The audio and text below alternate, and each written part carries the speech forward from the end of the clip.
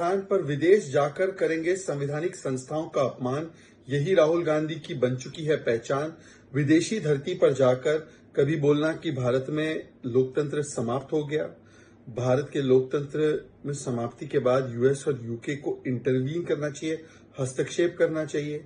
Judiciary बिकी हुई है, जुडिशरी ठीक से काम नहीं कर रही है।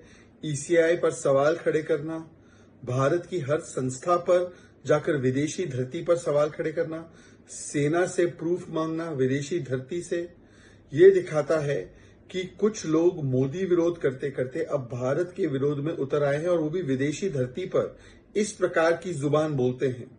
पूरी दुनिया भारत की इलेक्शन कमीशन और इलेक्शन प्रोसेस की वाहवाही कर रही है। अभी हमने अमेरिका में भी देखा, पूरी दुनिया में देखा। और ऐसे समय पर भारत के ही खिलाफ भारत की बदनामी की सुपारी लेने का काम राहुल गांधी और उनके इकोसिस्टम ने किया है। वही एलिगेशंस जिनको इलेक्शन कमीशन ने फैक्ट चेक कर दिया है, तथ्य और प्रमाण के साथ, जो कहते हैं कि वोटर मैनिपुलेशन हुआ है, वोटर लिस्ट से मैनिपुलेशन हुआ है। 89 कंप्लेंट्स आई थी 9.7 करोड़ वोटर्स के खिलाफ। मतलब कि ग्राउंड लेवल पर कोई तथ्य इनके पास नहीं है। सारे जो क्लेम्स बस्ट कर दिए गए हैं इलेक्शन कमीशन के द्वारा, उनको केवल विदेशी धरती पर जाकर फिर से उठाना, ताकि भारत की संस्थाओं के खिलाफ संशय, डाउट पैदा किया जा सके। ये किसके इशारे पे किया जा रहा है? राहुल गांधी ने तो एक बार बोल दिया, I am fighting Indian state. अब इंडियन स्टेट के साथ फाइट करते करते इंडियन इंस्टीट्यूशन से भी सवाल उठाना। जब जुडिशरी आपके पक्ष में फैसला दे, जुडिशरी ठीक। जब आप चुनाव जीतो तब इलेक्शन कमीशन कर्नाटका तेलंगाना में ठीक, हिमाचल में ठीक। परंतु जब आप चुनाव हार जाओ महाराष्ट्र और हरियाणा में, तो इलेक्शन कमीशन पर ठीकरा पड़ो।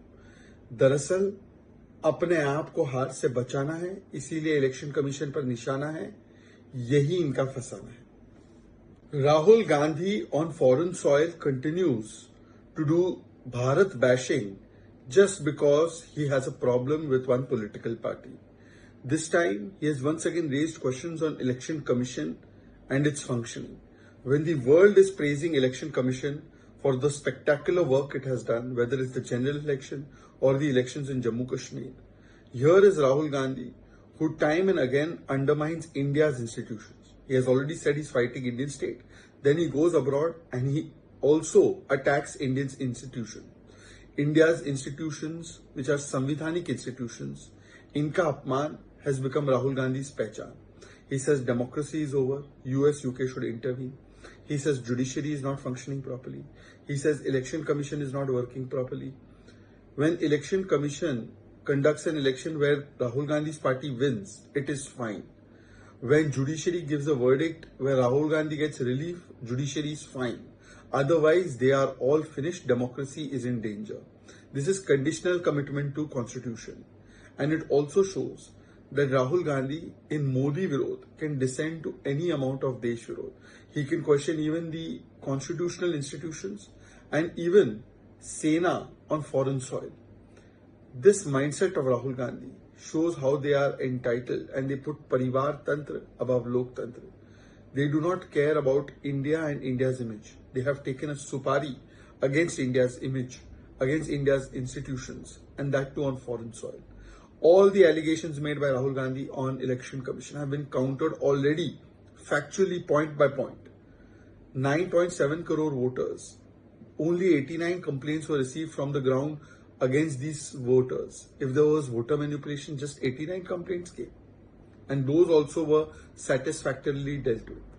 Every point has been explained, but go abroad, bash India, bash India's institutions, fight Indian state, fight India's institutions has become agenda of Congress. करेंगे संविधान पर विदेश जाकर करेंगे संवैधानिक संस्थाओं का अपमान, यही राहुल गांधी की बन चुकी है पहचान। विदेशी धरती पर जाकर कभी बोलना कि भारत में लोकतंत्र समाप्त हो गया। भारत के लोकतंत्र में समाप्ति के बाद यूएस और यूके को इंटरवीन करना चाहिए, हस्तक्षेप करना चाहिए। जुडिशरी बिकी हुई है, जुडिशरी ठीक से काम नहीं कर रही है।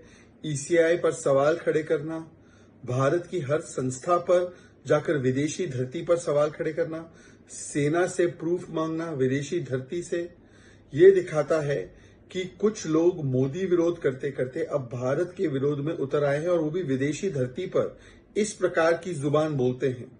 पूरी दुनिया भारत की इलेक्शन कमीशन और इलेक्शन प्रोसेस की वाहवाही कर रही है। अभी हमने अमेरिका में भी देखा, पूरी दुनिया में देखा, और ऐसे समय पर भारत के ही खिलाफ भारत की बदनामी की सुपारी लेने का काम राहुल गांधी और उनके इकोसिस्टम ने किया है। वही एलिगेशंस जिनको इलेक्शन कमीशन ने फैक्ट चेक कर दिया है तथ्य और प्रमाण के साथ, जो कहते हैं कि वोटर मैनिपुलेशन हुआ है, वोटर लिस्ट से मैनिपुलेशन हुआ है।